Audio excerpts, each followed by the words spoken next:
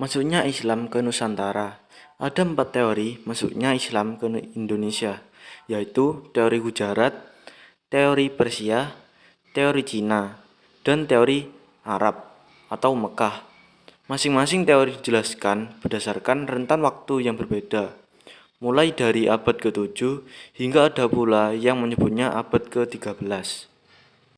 Yang pertama, teori Gujarat. Teori Gujarat ditemukan oleh seorang ilmuwan Belanda bernama Pinnapel dan didukung oleh Christian Stokes Hugh-Jones. Teori Gujarat bertanggapan bahwa agama Islam dan kebudayaan dibawa oleh para pedagang dari daerah Gujarat, India yang berlayar melewati Selat Malaka. Bukti-bukti sejarah yang memperkuat teori Gujarat tentang masuknya ajaran Islam ke Indonesia diantaranya batu nisan Sultan Samudra Pasai Malik As-Saleh 1297 dan batu nisan Syekh Maulana Malik Ibrahim di Gresik, Jawa Timur yang memiliki corak yang sama dengan batu nisan di Cambai. Yang kedua, teori Persia. Teori masuknya Islam ke Nusantara. Berikut adalah teori Persia. Teori Persia didukung oleh Hussein Dijadiningrat dan Umar Amir Hussein.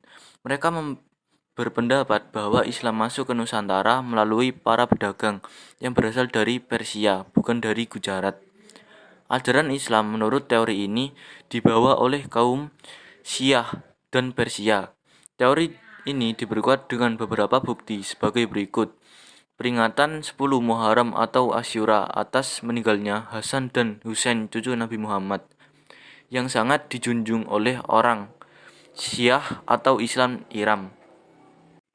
Yang ketiga, teori Cina. Menurut Cina, Islam berkembang di Nusantara berasal dari para perantau Tiongkok. Masyarakat Tiongkok sebenarnya sudah memiliki hubungan erat dengan masyarakat Indonesia jauh sebelum Islam dikenal Indonesia pada masa Hindu-Buddha. Teori Cina didukung beberapa bukti yang diantaranya adalah perpindahan orang-orang Muslim Cina dari Kanton ke Asia Tenggara, khususnya Palembang pada tahun 879 Masehi. Terdapat masjid tua berarsitektur Cina di tanah Jawa. Raja pertama Demak yang merupakan keturunan Cina, yaitu Raden Patah. Yang keempat, teori Arab. Teori masuknya Islam ke Nusantara berikutnya adalah teori Arab. Teori Arab didukung oleh beberapa tokoh seperti Buya Hamka dan Van Leur.